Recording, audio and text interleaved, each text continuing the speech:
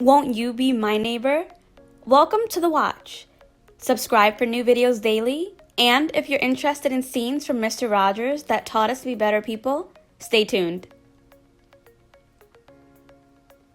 The PBS show Mr. Rogers' Neighborhood was run by Fred McFeely Rogers, who was not only the producer and head writer, but was also a Presbyterian minister, as well as a musician and a puppeteer.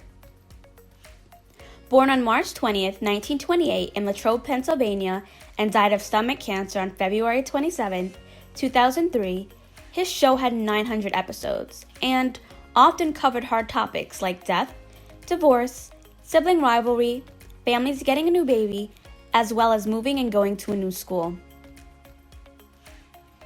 Here are 10 of the top moments on Mr. Rogers' Neighborhood.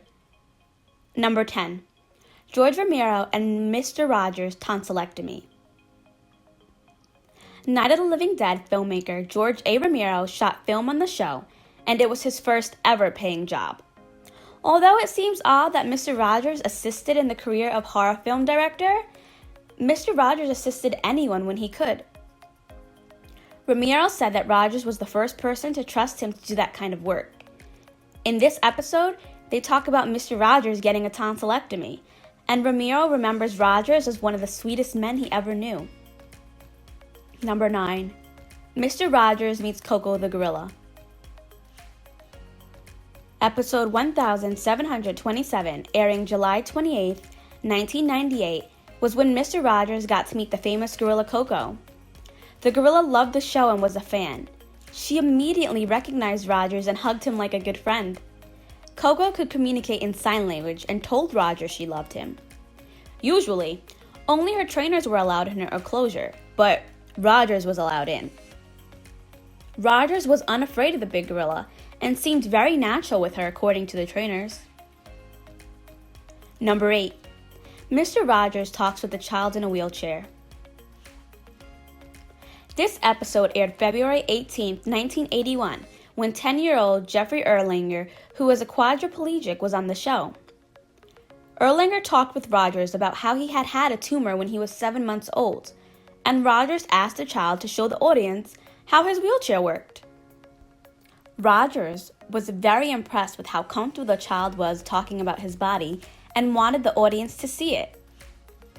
In 1999, Erlanger surprised Rogers and showed up at Rogers' Television Hall of Fame induction. Rogers greeted him joyously, and Erlanger told him, when Rogers told people, "It's you I like," kids knew he truly meant it, and that he wanted to tell Rogers in return that it is you I like. Number 7. Mr. Rogers meets an astronaut. During an episode meant as a way to get children interested in space and to maintain public support for NASA, Rogers met Al Worden, the command module pilot for Apollo 15, which was the 4th moon landing mission. He was on the show before and after his moon trip. Worden shows kids his spacesuit and answered children's questions about astronauts.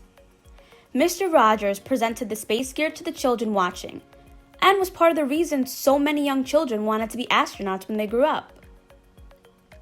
Number 6. Mr. Rogers meets Yo-Yo Ma. Although Yo-Yo Ma's musical demographic doesn't represent children 3 to 9, he and Mr. Rogers helped to introduce classical music to them.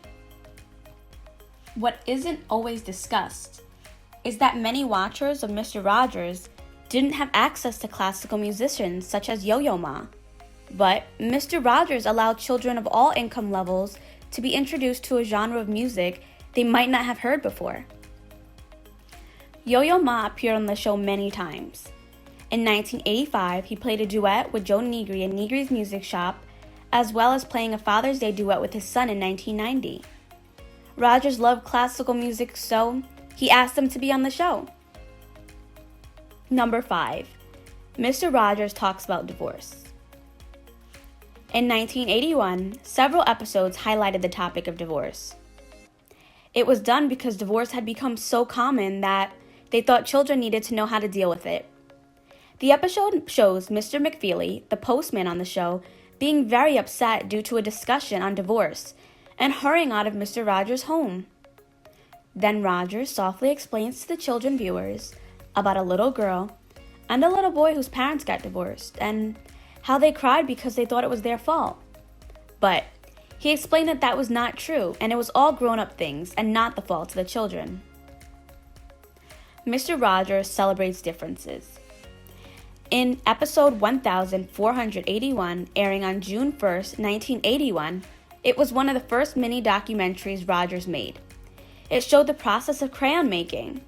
Then, Rogers drew a sketch of the neighborhood and told the children that it didn't matter how the picture looked in the end. What mattered was the fun. Once again, Mr. Rogers noted that we were all different and that we still have a lot more in common than we think. Number 3. Mr. Rogers talks about the assassination of RFK. This episode aired 2 days after Robert F. Kennedy was killed by Sirhan Sirhan in June 1968. Rogers worried about how this assassination, as well as that of Martin Luther King a few months earlier, would affect the children. In the show, the puppet Daniel Tiger asked Lady Amberlin what assassination means. She told the tiger that it meant someone was killed in a surprising way. The tiger tells her he's unhappy so many people are talking about it, and she tells him that people often talk about the things that make them sad or scared. Number 2. Mr. Rogers and 9/11. This episode aired in 2002 on the first anniversary of the 9/11 terrorist attacks. Rogers recorded a message for parents and children caregivers and talked about how important it is to find healthy ways to assist kids in dealing with their emotions in a way that didn't hurt them or others, while helping make the world safer and a better place. He said it was important to remember the images could be too graphic for kids and that parents should be open and honest and tell the kids everyone was working to keep them safe and to listen and to talk to them. And that it was okay for them to be sad or scared or mad as long as they didn't hurt others or themselves. Number 10. Sesame Street comes to Mr. Rogers' neighborhood. In episode 1483, airing June 3rd, 1981, Sesame Street's Big Bird character visited the show. The puppeteer, who was inside the big puppet, Carol Spinney, at first considered taking off the head of the Big Bird puppet, but after speaking with Rogers decided not to do that, and instead stayed in the show's neighborhood of make-believe during the segment. Rogers used the show as a teaching experience and told viewers that when they saw make-believe characters in things like TV or a parade, that they could know people were inside the costumes pretending to be something else.